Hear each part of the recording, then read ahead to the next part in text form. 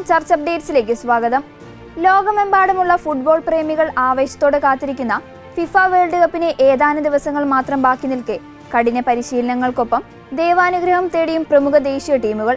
Mexico, Canada, America എന്നീ രാജ്യങ്ങളിലായി നടക്കുന്ന ഈ വർഷത്തെ ലോകകപ്പ് പോരാട്ടങ്ങൾക്ക് മുന്നോടിയായി പ്രമുഖ ടീമുകളിലെ കളിക്കാരും പരിശീലകരും വിശുദ്ധ കുർബാനകളിലും പ്രാർത്ഥനാ ചടങ്ങുകളിലും പങ്കുചേരുന്ന ദൃശ്യങ്ങളാണ് ഇപ്പോൾ ആഗോളതലത്തിൽ ശ്രദ്ധ നേടുന്നത്. Croatia, Paraguay, Panama, Mexico, Brazil എന്നീ ടീമുകളാണ് ദേവാലയത്തിലെത്തി വിശുദ്ധ കുർബാനയിൽ പങ്കെടുത്തത്. അതേസമയം മെക്സിക്കോയിൽ ലോകകപ്പിനായി വൻ നവീകരണ പ്രവർത്തനങ്ങൾ നടത്തിയ സ്റ്റേഡിയം മെക്സിക്കോ രൂപതയുടെ സഹായമെത്താൻ മോൺസിഞ്ഞോർ ഫ്രാൻസിസ്കോ ജാവിയർ അസേറ ആശീർവദിച്ചു.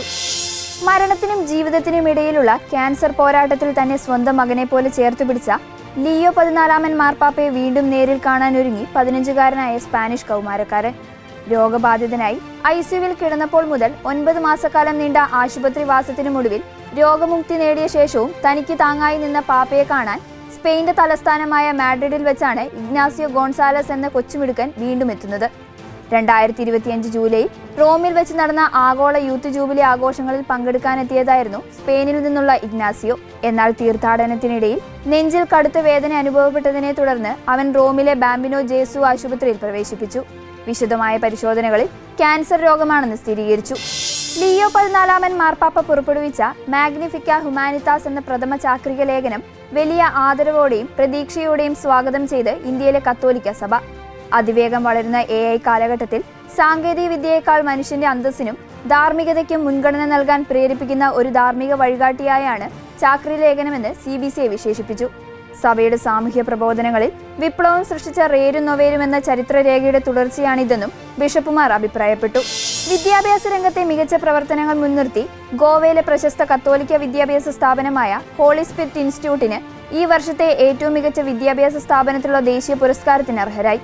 വിദ്യാർത്ഥികളുടെ സമഗ്രമായ പുരോഗതിയും മൂല്യാധിഷ്ഠിത വിദ്യാഭ്യാസവും മുൻനിർത്തിയാണ് സ്കൂളിന് ഈ വലിയ അംഗീകാരം ലഭിച്ചത്. വിദ്യാഭ്യാസ മേഖലയിലെ പ്രമുഖരും സഭാ അധികൃതരും പങ്കെടുത്ത ചടങ്ങിൽ വെച്ചാണ് പുരസ്കാരം സമ്മാനിച്ചത്. ഗോവയിലെ സഭാ നേതൃത്വവും സ്കൂൾ മാനേജ്മെന്റും അധ്യാപകരും വിദ്യാർത്ഥികളും വലിയ നേട്ടത്തിന് സന്തോഷം പങ്കുവച്ചു. കത്തോലിക്ക വിദ്യാഭ്യാസ സ്ഥാപനങ്ങൾ സമൂഹത്തിന് നൽകുന്ന വലിയ സംഭാവനകൾക്കുള്ള അംഗീകാരമാണ് ഈ അവാർഡെന്നും സ്കൂൾ അധികൃതർ വ്യക്തമാക്കി. ലിയോ 14 മാർപ്പാപ്പയുടെ 4ാമത് അന്താരാഷ്ട്ര അപ്പസ്തോലിക പര്യടനം ജൂൺ 6 മുതൽ 12 വരെ സ്പെയിനിൽ നടക്കും. സമാധാനം, നിരായുധീകരണം, ഐക്യം, യുവജനങ്ങൾ, പുതിയ സാങ്കേതിക വിദ്യകൾ, കുടിയേറ്റം തുടങ്ങിയ നിർണായക വിഷയങ്ങൾ ഊന്നൽ നൽകിക്കൊണ്ടാണ് മാർപ്പാപ്പയുടെ ഈ സന്ദർശനം. 7 ദിവസത്തെ പര്യടനത്തിൽ മാഡ്രിഡ്, ബാഴ്സലോണ, കാനറി ദ്വീപുകൾ എന്നിവിടങ്ങളിലായി 2500 കിലോമീറ്റർ ദൂരമാണ് മാർപ്പാപ്പ സഞ്ചരിക്കുന്നത്. ഇതോടെ ചർച്ച് അപ്ഡേറ്റ്സ് പൂർണ്ണമാകുന്നു. നന്ദി.